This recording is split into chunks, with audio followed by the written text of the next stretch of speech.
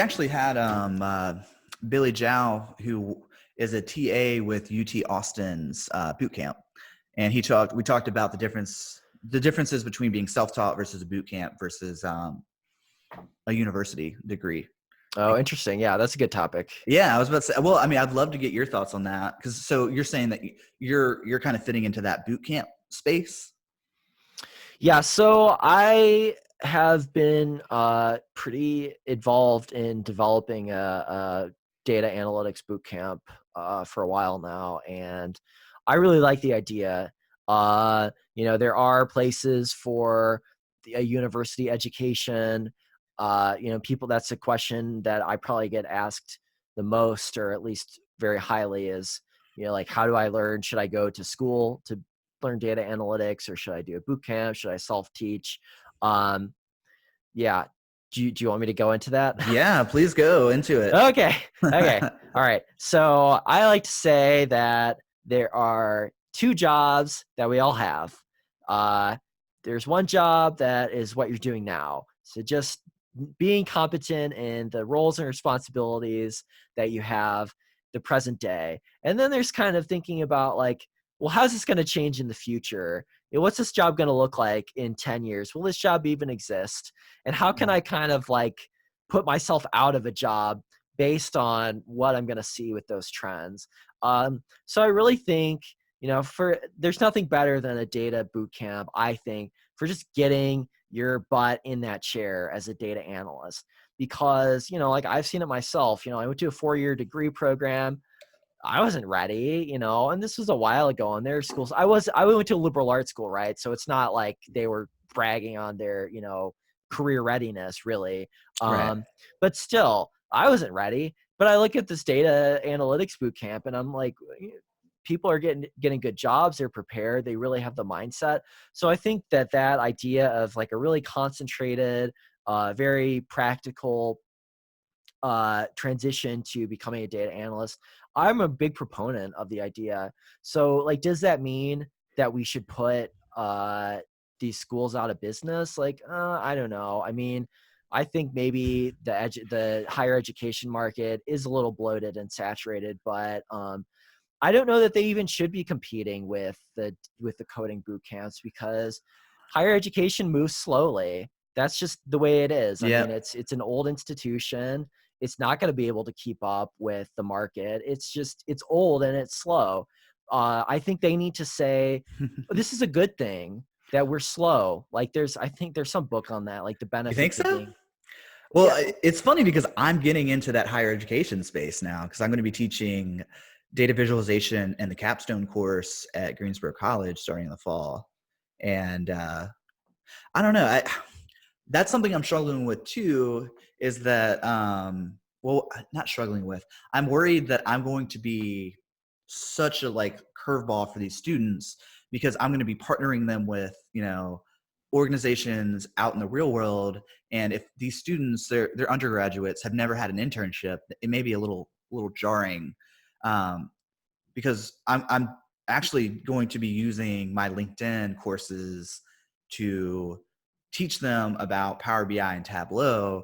So not only are they going to like learn about it, they're going to have that like badge on LinkedIn, and then they're going to have real world experience. So not only are they going to have like an actual use case with a business, but then they're going to be somewhat credentialed outside of the university, which I think is, it is interesting, because those online courses can move really fast. I mean, I went out to Santa Barbara to record for LinkedIn.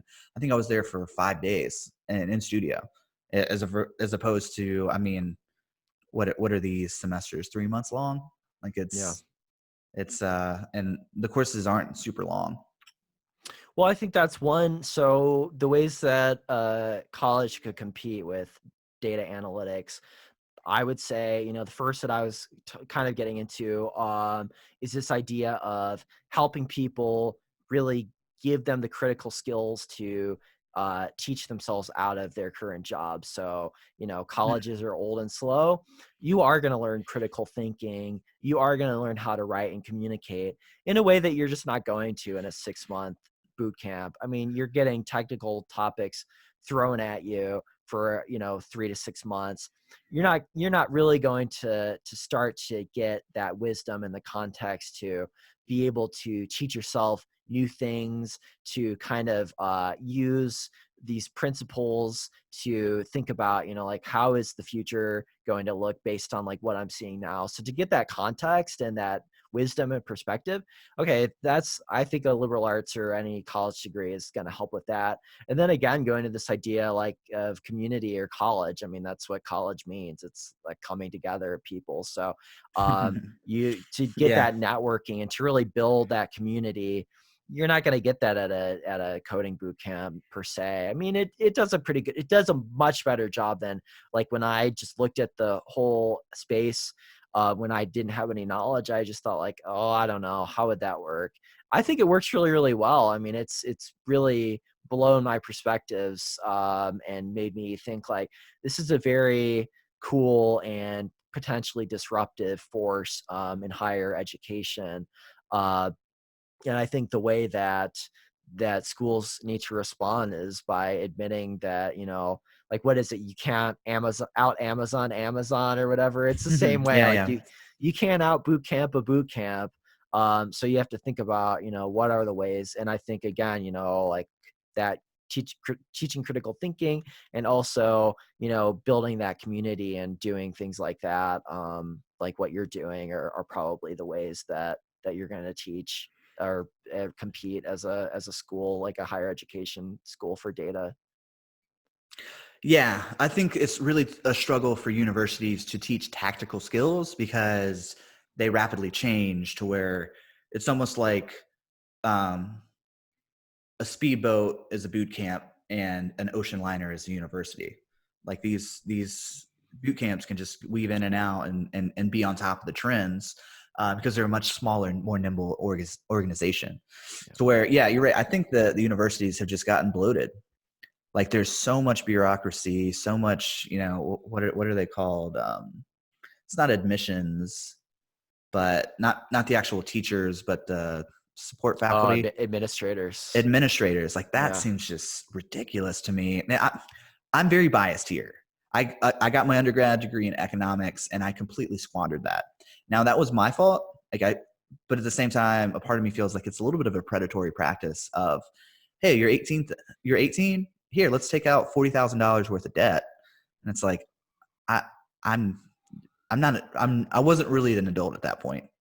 You know, I should have probably gone and worked for a while.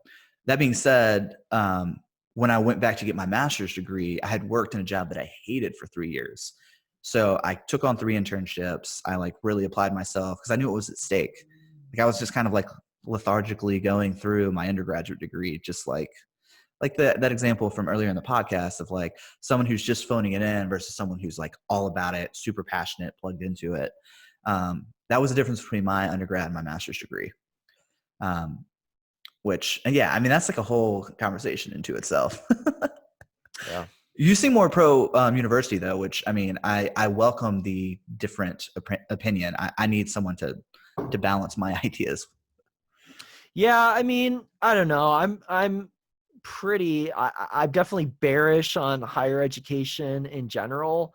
There are probably too many of them, and I'm really more focusing on like the data analytics space. Mm. Um, but yeah, I mean, I from what I've seen with, like this is pretty much what I do full time is develop training and curriculum, and the vast majority of it is online, through institutions for people pretty much self-learn, or it's a non-traditional format like a boot camp.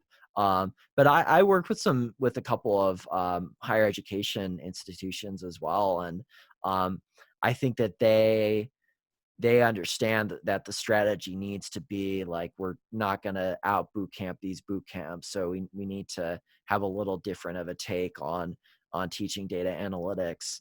Uh, so yeah, it's an interesting thing, but I think once you can start informing people that like these boot camps and these places online to learn, like they're pretty legit for if you just need a job and you just want to get started, and you just want to, if you want to get your union card as a data analyst, like they're pretty good, and the placement is good. I mean, some of them have like job guarantees. You don't pay anything until you get a job, and all sorts of things. I mean, they're legit. So I think they're definitely a force to be reckoned with, and something to consider seriously if you're interested in data analytics, because I think I would have benefited from that when I was at the place where I was. They weren't really even around back then, though, so I can't feel too bad Right, about myself. they're a very new thing for sure.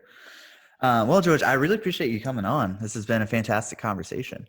I mean, I learned so much each time I get one of these podcasts. It's awesome. Yeah, I've been perusing them myself, and they are really great. So I'm glad to be a part of the lineup now, John David. Oh, thanks. Oh.